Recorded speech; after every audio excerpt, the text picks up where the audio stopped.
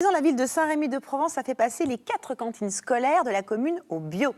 Avec l'obtention du label Écossaire, 40% des produits consommés sont bio et tout est cuisiné sur place, du locavore sur mesure que vous présente Philippe Fabrec et Mélior Mouama. Une farine T80 semi-complète, donc avec un levain naturel et une fermentation longue. Ici, à la cantine de l'école de l'Argelier à Saint-Rémy-de-Provence, même le pain est bio. Un pain fabriqué dans une boulangerie locale et livré chaque jour.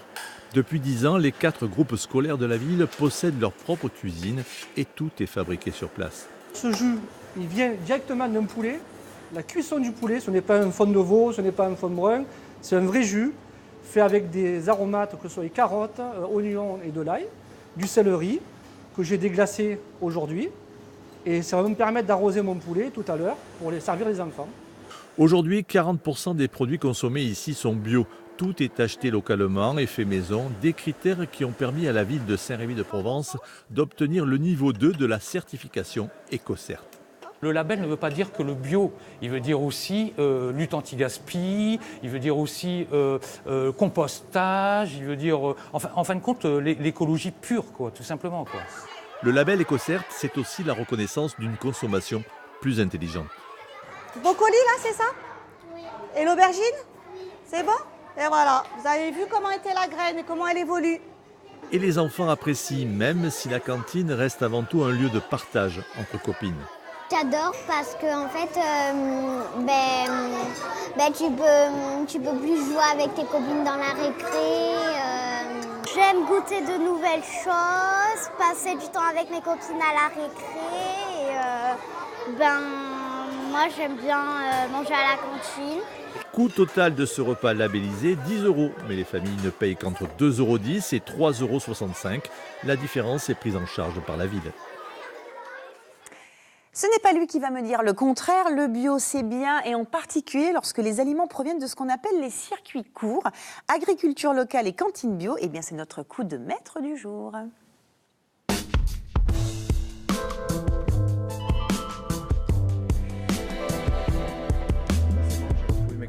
Ah bah ça va, alors il avait perdu ses cantines.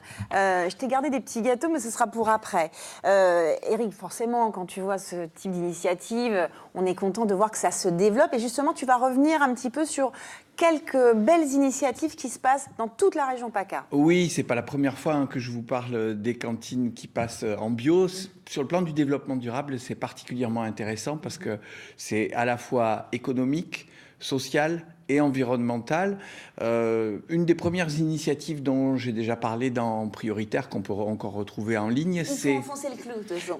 Exactement, c'est Échange Paysan. Échange Paysan, ça c'était dans les Hautes-Alpes. C'est pour vous prouver que quand une mairie comme Briançon, en l'occurrence, voulait faire ces cantines en bio, eh bien, ça a carrément permis à une entreprise de se créer, Échange Paysan, qui est une plateforme de regroupement des productions bio et locales.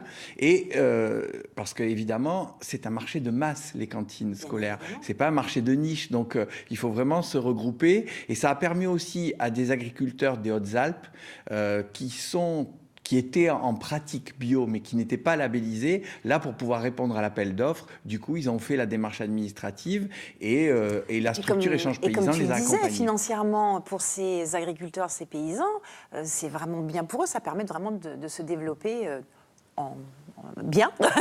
bien et beau et bio. Et là, en l'occurrence, si moi je reviens particulièrement cette semaine-là sur cette thématique, c'est parce que chaque année, les Agribio, qui sont les associations de promotion de l'agriculture biologique, et d'ailleurs, ils éditent dans chaque département une revue? Non, c'est un fascicule. Un fascicule, exactement. Un fascicule dans lequel on peut retrouver ou trouver les produits bio et les acheter directement chez les producteurs. Et donc, cette année, chaque année, ils ont une opération qui s'appelle Bio et local, c'est l'idéal. Et pour cette année, ils ont souhaité mettre l'accent sur ce qui se passe dans les cantines scolaires dans le Var.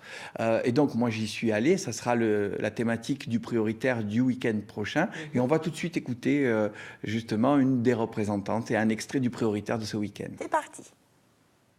On a pour rôle d'accompagner les agriculteurs en agriculture biologique ou ceux qui veulent passer en bio, et également donc, sur toute la filière, sur le volet restauration collective, approvisionnement des cantines, structuration des filières locales.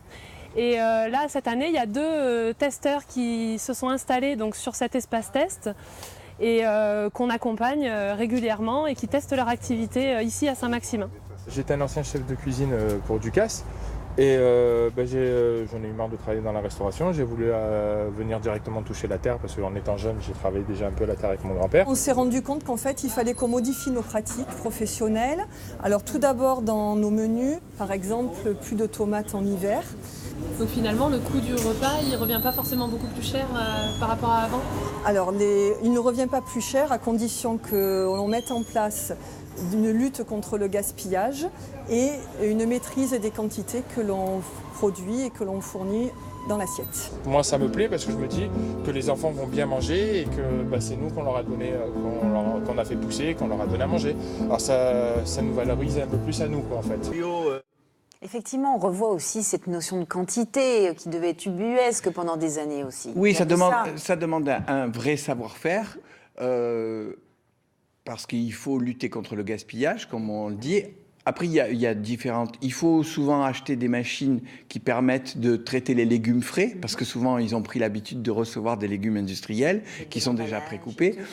Mais après, il y a aussi la possibilité de faire appel un peu plus aux protéines végétales et moins aux protéines animales. Et ça permet, bon an, mal an, On ne va pas rappeler le nombre d'animaux qui sont tués chaque jour. Hein, plus de 7 millions d'animaux tués chaque jour pour qu'on puisse manger de la viande. Voilà. Donc on peut faire effectivement autrement. Alors, il y a un exemple qu'on donne toujours. Je vais vous repasser les images, bien sûr. Des Alpes-Maritimes. Voilà, c'est ça.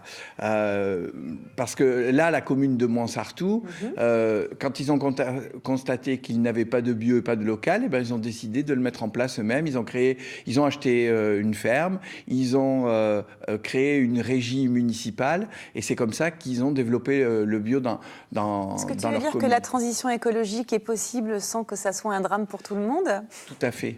C'est tout à fait possible. Simplement, ça demande un savoir-faire, ça demande de changer de logiciel, et c'est la raison pour laquelle il y a une association qui s'appelle 1+ Bio aussi, qui est là pour conseiller les élus pour faciliter cette transition et acquérir ce savoir-faire, parce que c'est pas évident. Mais on le voit bien, puisque là, on a fait le tour de la région, il y a des initiatives. Et on est pas mal. Et il y a on rappelle, 2022. Voilà, c'est ça. Je voulais terminer là-dessus. C'est que la loi alimentation qui est issue des États généraux donc préconise, d'ici 2022, 50% de bio et local. Et là, ça a été voté, vraiment. Donc oui, là, on est obligé de passer à ça. Mais de toute façon, au-delà de ça, je pense que ça y est, c'est en mouvement. Maintenant, ça commence à rentrer, à faire son chemin dans les mentalités. Moi, je ne sais pas vous, mais quand je parle avec Éric Doherter, je pense qu'on a un bel avenir. Donc, on va garder ça en mémoire. Merci. Sortir, mais bien sûr qu'on n'a pas le choix, de toute façon.